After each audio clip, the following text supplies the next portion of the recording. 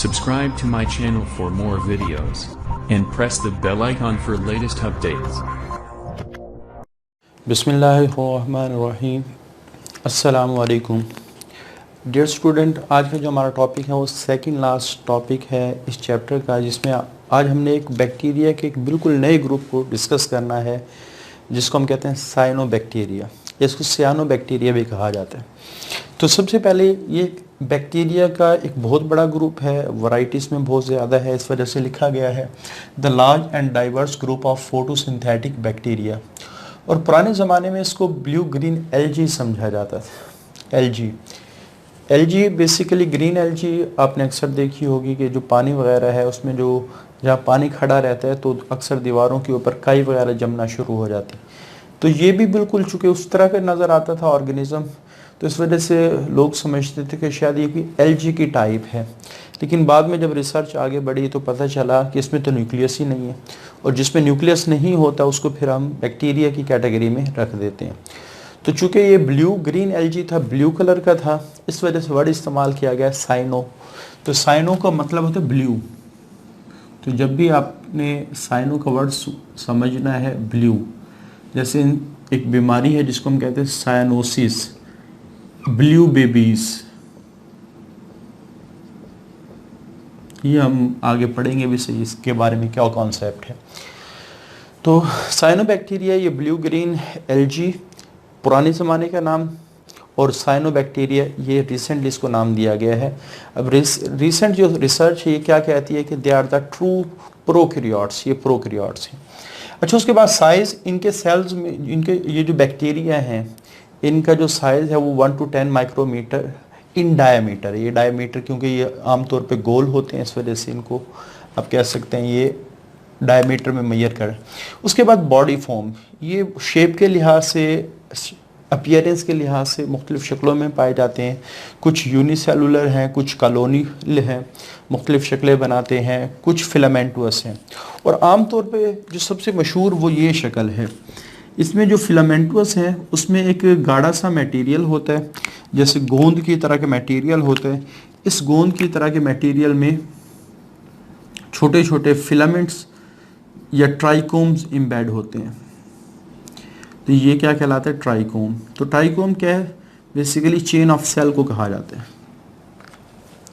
और ये जो ऊपर इनके शीट लिपटी होती है गाढ़े से मटेरियल की, इसको हम कहते हैं म्यूसिलेजिनियस शीट। तो फिलामेंटोस जो धागों की तरह के हमारे पास साइनोबैक्टीरिया हैं उसमें छोटी छोटी चेन्स हैं सेल्स की, जिसके इर्द गिर्द म्यूसिलेजिनियस शीट लिपटी होती। अच्छा, ये वाली जो शीट है ये इनको मोटिलिटी में भी हेल्प करती है। कैसे?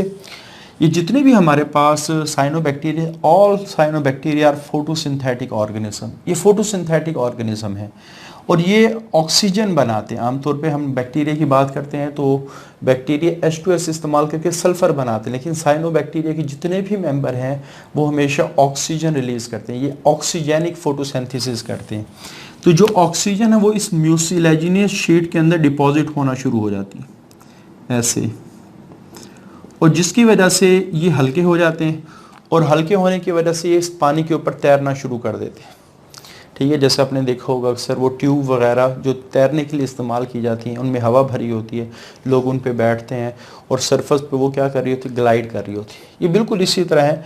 इनके ये जो म्यूसिलेजिनियस शीट है इसके अंदर चूँकि छोटे छोटे गैस वेसिकल्स बन जाते हैं, इसकी वजह से इनकी ग्रेविटी कम हो जाती है, सरफेस पे आ जाते हैं और सरफेस पे तैरना शुरू कर देते हैं। ये आमतौर पे सरफेस पे तैरते हुए नज़र आ रहे होते हैं। तो यही लिखा हुआ इनमें फ्लैजेला नहीं होता, बल्कि ये छोटे छोटे गैस वेसिकल इस्तेमाल करते हैं और जिसकी वजह से इनमें ग्लाइडिंग मूवमेंट नज़र आ रही होती है कि ये पानी के ऊपर ऐसे तैर रहे होते हैं। उसके बाद जो सबसे इम्पॉर्टेंट पार्ट है साइनोबैक्टीरिया के इस आर्टिकल का, वो इनकी फोटोसिंथेटिक प्रॉपर्टी है। अच्छा, जिस वक्त हम बात करते हैं फोटोसिंथेटिक प्रॉपर्टीज़ की, तो photosynthetic system is closely related with the eukaryotes. इनका जो फोटोसिंथेटिक सिस्टम है वो यूकैरियोट्स की तरह का है। इसमें जैसे यूकैरियोट्स में क्लोरोफिल ए होता है, इनमें भी क्लोरोफिल ए होता है। यूकैरियोट में फोटोसिस्टम 2 होता है, इनमें भी फोटोसिस्टम 2 होता है। अब ये फोटोसिस्टम 2 क्या है, इसकी डिटेल तो हम चैप्टर नंबर 11 बायो एनर्जेटिक के टॉपिक में पढ़ेंगे। थोड़ी सी मैं इसको डिफाइन कर देता हूँ। ये अरेंजमेंट ऑफ फोटोसिंथेटिक पिगमेंट्स है, यानी काफ़ी सारे फोटोसिंथेटिक पिगमेंट मिलके एक सिस्टम बनाते हैं और ये सिस्टम लाइट को बहुत अच्छे अंदाज में, यानी आप कह सकते हैं, एब्जॉर्ब करता है। जैसे हमने फोटोसिंथेटिक बैक्टीरिया में एक छोटी सा पॉइंट डिस्कस किया था कि इनमें जो क्लोरोफिल है, फोटोसिंथेटिक बैक्टीरिया की बात करूँ, साइनोबैक्टीरिया की बात नहीं कर रहा, फोटोसिंथेटिक बैक्टीरिया में जो क्लोरोफिल है वो साइटोप्लाज्म में डिस्पर्स होता है। तो बिखरी हुई चीज़ इतनी ज़्यादा एफिशिएंट नहीं होती, लेकिन वो जब सारे के सारे फोटोसिंथेटिक पिगमेंट इकट्ठे होके यकजा होके लाइट को एब्जॉर्ब करने की कोशिश करेंगे तो एफिशिएंसी बहुत ज़्यादा बढ़ेगी। तो ये आप कह सकते हैं फोटो सिस्टम को डिफाइन हम कैसे करते हैं कि ये क्लस्टर ऑफ फोटोसिंथेटिक पिगमेंट्स हैं, कि पिगमेंट्स वो सब्सटेंस होती है जिसने लाइट को एब्जॉर्ब करना है, और जो वो पिगमेंट जो फोटोसिंथेसिस के लिए लाइट को एब्जॉर्ब करते हैं उनको फोटोसिंथेटिक पिगमेंट कहते हैं, और फोटोसिंथेटिक पिगमेंट का जो गुच्छा है वो फोटोसिस्टम कहलाता है। आगे इसकी दो टाइप है, 1 और 2, ये हम आगे फिर डिस्कस करेंगे। तो प्लांट के अंदर फोटोसिस्टम 2 होता है, इनमें भी फोटोसिस्टम 2 होता है। उसके बाद ये ऑक्सीजेनिक फोटोसिंथेसिस कैरी करते हैं, यानी जब भी फोटोसिंथेसिस करते हैं तो ऑक्सीजन रिलीज करते हैं। ये बात क्यों कही गई है, क्योंकि पीछे मेंशन किया गया है, यानी पिछले जो आर्टिकल्स हमने फोटोसिंथेटिक बैक्टीरिया के बारे में डिस्कस किया था उसमें हमने कहा था ये आमतौर पे सल्फर रिलीज करते हैं, क्योंकि ये H2S इस्तेमाल करते हैं इलेक्ट्रॉन डोनर के तौर पर। अच्छा, उसके बाद यहाँ आपने एक छोटा सा पॉइंट जहन में रखना है जो दरमियान से मिस भी हो, ये ग्राम नेगेटिव सेल वॉल रखते हैं, ग्राम नेगेटिव सेल वॉल। तो ग्राम नेगेटिव सेल वॉल की डिटेल हम पहले पढ़ चुके हैं। तो उसके बाद हम डायरेक्टली ड्रा करते हैं इनकी सेल मेम्ब्रेन, बाहर इनकी ग्राम नेगेटिव सेल वॉल होती है। अच्छा, सेल मेम्ब्रेन के साथ साथ यहाँ एक छोटा ऐसा करैक्टर है जो बाकी किसी और बैक्टीरिया में नहीं पाया जाता। बैक्टीरिया के बारे में कहा जाता है कि they lack the membrane bound structure, इनमें मेम्ब्रेन बाउंड स्ट्रक्चर नहीं होता, लेकिन साइनोबैक्टीरिया में बिल्कुल मेम्ब्रेन के साथ काफ़ी सारी मेम्ब्रेन्स लिपटी होती हैं। इन मेम्ब्रेन्स को हम कहते हैं ये थैलाकॉइड मेम्ब्रेन्स, ठीक है, थैलाकॉइड। और इसी वजह से उनको शायद कहा जाता है they are the ancestor of green algae. फिर ग्रीन एल्जी को कहा जाता है they are the ancestor of plants, यानी साइनोबैक्टीरिया ऐसे ऑर्गेनिज्म है जिनके बारे में ये कहा जा सकता है कि they may be ancestor of green algae, इनको ग्रीन एल्जी के इंसेस्टर। तो ये अब ऐसे बैक्टीरिया हैं जिसमें कुछ मेम्ब्रेन्स होती हैं, बाकी इसमें न्यूक्लियस वगैरह नहीं होता। और इन मेम्ब्रेन के अंदर इलेक्ट्रॉन ट्रांसपोर्ट चेन लगी होती है और फोटोसिंथेटिक पिगमेंट होते हैं। फोटोसिंथेटिक पिगमेंट को भी जैसे हमने डिफाइन किया कि ऐसे पिगमेंट जो फोटोसिंथेसिस के लिए लाइट को एब्जॉर्ब करेंगे। अच्छा, जब ये लाइट को एब्जॉर्ब करते हैं तो इनके अंदर से इलेक्ट्रॉन निकलना शुरू हो जाते हैं। वो इलेक्ट्रॉन मुख्तलिफ चैनल से गुजरते हैं, मुख्तलिफ रास्तों से गुजरते हैं, और वो रास्ता जिनसे वो इलेक्ट्रॉन गुजरते हैं उनको हम कहते हैं इलेक्ट्रॉन ट्रांसपोर्ट चेन्स। जब ये इलेक्ट्रॉन इन रास्तों से गुजर रहे होते हैं, जैसे फॉर एग्जांपल मैं कहता हूँ कि ये रास्ता है जिससे इलेक्ट्रॉन गुजरता है, तो जब ये इलेक्ट्रॉन गुजरते हैं इन रास्तों से तो ये अपनी एनर्जी को रिलीज़ करते हैं। वही एनर्जी फिर प्लांट इस्तेमाल करते हैं फूड को बनाने के लिए। और ये सारी electron transport chains photosynthetic pigment thylakoid membrane में जिन पार्टिकल्स के साथ अटैच होती है उन पार्टिकल को फाइकोबिलिसोम्स कहा जाता है। जैसे ये मैंने फाइकोबिलिसोम ड्रा किया है, तो ये इलेक्ट्रॉन ट्रांसपोर्ट चेन और फोटोसिंथेटिक पिगमेंट इन छोटे छोटे पार्टिकल्स के अंदर अटैच होते हैं। तो थैलाकॉइड मेम्ब्रेन में फाइकोबिलिसोम्स लगे होते हैं, छोटे छोटे पार्टिकल्स हैं, और ये छोटे छोटे पार्टिकल्स में फोटोसिंथेटिक पिगमेंट और इलेक्ट्रॉन ट्रांसपोर्ट चेन अरेंज होती है। और जब हम बात करते हैं फोटोसिंथेटिक पिगमेंट की, तो फोटोसिंथेटिक पिगमेंट में एक तो सबसे मशहूर पिगमेंट है जिसको हम कहते हैं क्लोरोफिल। तो ये तो हर किस्म के ऑर्गेनिज्म में होता है जो लाइट को एब्जॉर्ब करता है फॉर फोटोसिंथेसिस, लेकिन उस क्लोरोफिल की हेल्प करने के लिए कुछ और फोटोसिंथेटिक पिगमेंट भी होते हैं। जैसे प्लांट में हम बात करते हैं कैरोटीनाइड्स की, ज़ैंथोफिल्स की, ये प्लांट के अंदर होते हैं। इसी तरह एल्गी की बात करते हैं, फाइकोरिथ्रिन वगैरह ये एल्गी में होते हैं। इसी तरह जब हम साइनोबैक्टीरिया की बात करते हैं तो इनमें जो सबसे मशहूर फोटोसिंथेटिक पिगमेंट है जो क्लोरोफिल के अलावा है, उसका नाम है फाइकोसियानिन। तो फाइकोसियानिन एक ब्लू कलर का पिगमेंट है जिसकी वजह से इनका कलर ब्लू नज़र आता है, और ये मेनली फाइकोबिलिन्स है। फाइकोबिलिन्स वो फोटोसिंथेटिक पिगमेंट है जो साइनोबैक्टीरिया के लिए लाइट को एब्जॉर्ब कर रहे हैं। इनको एसेसरी पिगमेंट कहा जाता है। क्लोरोफिल मेन काम करता है और ये क्लोरोफिल की हेल्प करते हैं, एसेसरी पिग। और कोई भी जो क्लोरोफिल की हेल्प करता है तो वो एसेसरी पिगमेंट कहलाता है।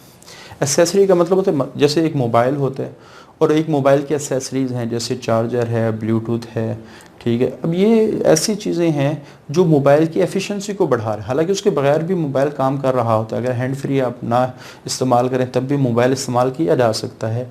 लेकिन अगर हैंड फ्री इस्तेमाल करें तो काफ़ी सिचुएशन में हैंड फ्री हेल्प करता है मोबाइल को बहुत अच्छे अंदाज में इस्तेमाल करें। तो आमतौर पर जो फोटोसिंथेटिक पिगमेंट है वो है क्लोरोफिल। लेकिन क्लोरोफिल के अलावा जो बैक्टीरिया के अंदर मौजूद हैं पिगमेंट्स जो क्लोरोफिल की हेल्प कर रहे होते हैं वो एसेसरी पिगमेंट है। तो फाइकोसियानिन एक बहुत बड़ा एसेसरी पिगमेंट है जो साइनोबैक्टीरिया में पाया जाता है। बेसिकली इस आर्टिकल की आपको ज़्यादा समझ उस वक्त आएगी जब हम बायो एनर्जेटिक फोटोसिंथेसिस को डिटेल में डिस्कस करेंगे। एसेसरी पिगमेंट्स क्या हैं, क्लोरोफिल ए का स्ट्रक्चर क्या है, बी का स्ट्रक्चर क्या है, फोटोसिस्टम 1 क्या है, फोटोसिस्टम 2 क्या है, ऑक्सीजन कैसे बनती है, ये सारा चैप्टर नंबर 11 में इसको डिस्कस किया गया है। कार्बन डाइऑक्साइड एसिलिमिनेशन से मुराद है कार्बन डाइऑक्साइड का शुगर में कन्वर्ट होना, यानी कार्बोहाइड्रेट में। और ये हमेशा डार्क रिएक्शन या इसको कैल्विन साइकिल भी कहा जाता है, इसके ज़रिए से होती है, कैल्विन साइकिल के ज़रिए से या फिर डार्क रिएक्शन से, ठीक है। अब ये भी आगे चैप्टर नंबर 11 में डिटेल में है। तो बहरहाल फूड स्टोरेज हमेशा ग्लाइकोजन की शक्ल में होती है। आगे रिप्रोडक्शन है बाइनरी फिशन जो बैक्टीरिया में कॉमन मेथड है। इसके अलावा हेट्रोसिस्ट फॉर्मेशन, हार्मोगोनी और एकाइनेटीज के जरिए से भी रिप्रोडक्शन। अब ये क्या है इसको भी डिस्कस कर लेते हैं। अच्छा, उसके बाद साइनोबैक्टीरिया के एक मशहूर मेंबर है जिसको हम कहते हैं नॉस्टॉक, ठीक है।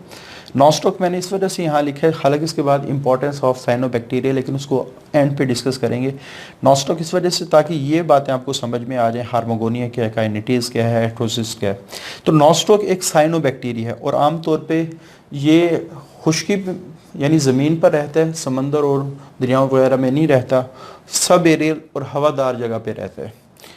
और ये एक ऐसा साइनोबैक्टीरिया जो ज़्यादातर उस मिट्टी में आमतौर पे होता है जो अल्कलाइन हो। अल्कलाइन का मतलब कि जिसकी जो बेसिक कंडीशन रखती हो, जिसकी pH 7 से ज़्यादा हो, वो अल्कलाइंस हो। और ज़्यादातर मॉइस्ट रॉक्स एंड क्लिफ्स पे ये ग्रो करता है। अच्छा, बॉडी फॉर्म की बात करें तो बॉडी फॉर्म में वही बात आ गई है कि इसमें जेली लाइक म्यूसिलेजिनियस शीट होती है और इसके अंदर काफ़ी सारे छोटे छोटे ट्राइकोम्स इम्बेड होते हैं। अब ये होते तो छोटे छोटे हैं, लेकिन मैंने यहाँ एक बहुत बड़ा ट्राइकोम ड्रा किया है जो आपको नॉस्टॉक का स्ट्रक्चर समझने में हेल्प आउट करेगा।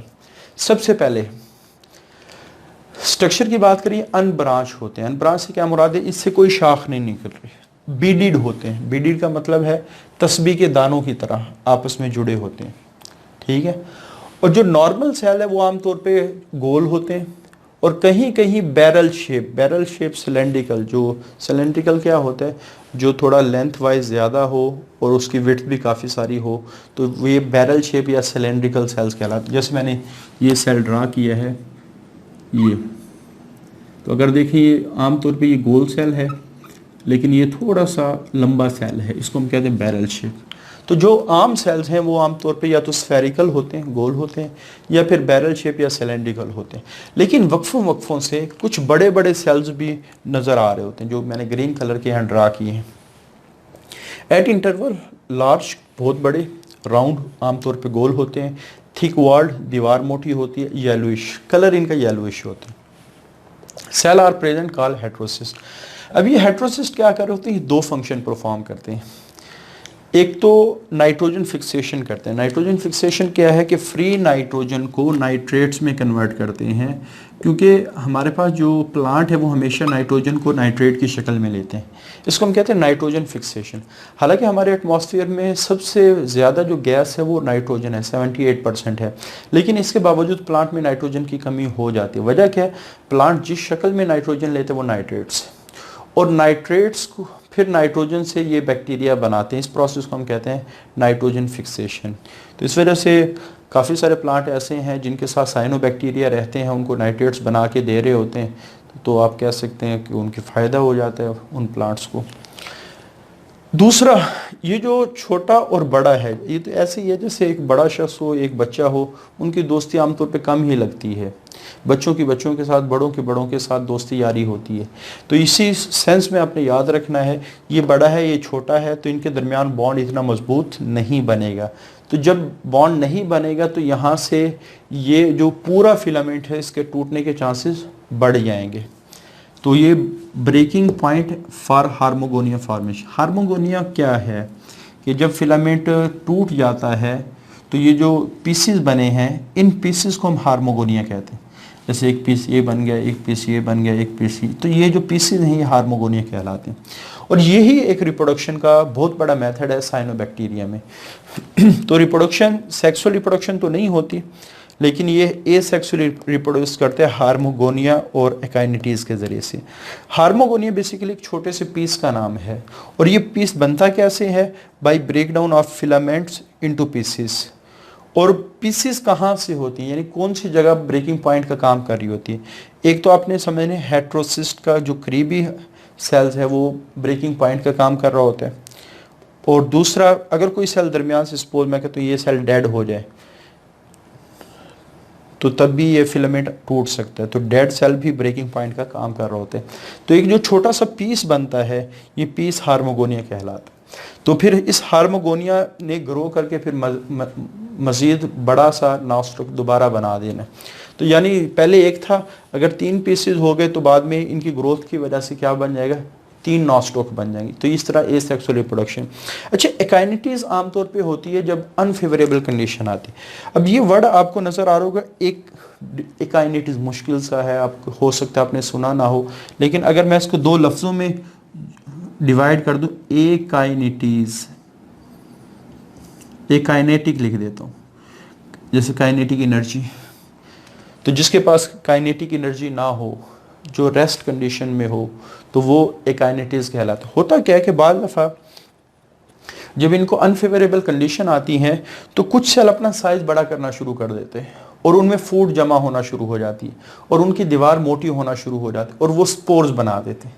अब मैंने एक वर्ड किया स्पोर्स। जो ही स्पोर्स बनेगा तो वो अनफेवरेबल कंडीशन को टॉलरेट करने की उसमें क्या बन जाएगी? स्लाइट बन जाएगी। मे भी पॉसिबल है, जैसे फॉर एग्जांपल ये सेल, इसने क्या किया, जो ही अनफेवरेबल कंडीशन आई साइज बड़ा हो कर दिया। ये इन लार्ज वेजिटेटिव सेल, एक नॉर्मल वेजिटेटिव सेल क्या होता है जो एक अपनी ग्रोथ कर रहा था, उसमें फूड एक्यूमुलेट होना शुरू हो गई और रेस्टिंग स्पोर बन गया कि अब इसने ग्रोथ नहीं करनी। मे भी पॉसिबल है जो अनफेवरेबल कंडीशन की वजह से ये सारा फिलामेंट इसकी डेथ हो जाए, लेकिन ये जो सेल्स हैं जो स्पोर्स बने हैं ये डेथ इनकी ना हो। फिर जो ही फेवरेबल कंडीशन आती हैं ये वेजिटेटिव सेल बनाते हैं, फिर इनमें रिप्रोडक्शन होती है, इनमें फिशंस होती है, बाइनरी फिशन होती है, तो दोबारा ये नॉस्टिक्स बनना शुरू हो जाते हैं। तो आमतौर पे ये भी एक मेथड है कि अनफेवरेबल कंडीशन में रेस्टिंग स्पोर्स का बन जाना और बाद में फेवरेबल कंडीशन के इस रेस्टिंग स्पोर्स से दोबारा नॉस्टिक बना देना। तो ये भी एक सेक्सुअल रिप्रोडक्शन की एक मेथड है जो साइनोबैक्टीरिया में होता है। तो एकाइनेटीज इन लार्ज एक बड़ा सा सेल बनता है, वेजिटेटिव जो एक नॉर्मल सेल से ही बनता है, थिक वॉल्ड, बाकी सेल से मोटा होना शुरू हो जाते हैं, एक्यूमुलेट फूड जमा होना शुरू हो जाती है और फिर वो स्पोर्स बन जाते हैं। और जब फेवरेबल कंडीशन आती हैं तो इससे एक नॉर्मल वेजिटेटिव सेल्स बनना शुरू हो जाते हैं और वो वेजिटेटिव सेल ऑर्गेनाइज होकर पूरा नॉस्टिक दोबारा बना देते हैं। तो ये हमारा आज का टॉपिक था जिसमें हमने 2 आर्टिकल को डिस्कस किया, साइनोबैक्टीरिया उसके कुछ करैक्टर को डिस्कस किया, उसके बाद नॉस्ट्रोक एक साइनोबैक्टीरिया की बेस्ट एग्जांपल है उसको हमने डिस्कस किया। अब एक आर्टिकल रह गया, उसको इंशाल्लाह अगले लेक्चर में हम डिस्कस करेंगे। आज के लिए इतना ही, अल्लाह हाफिज़।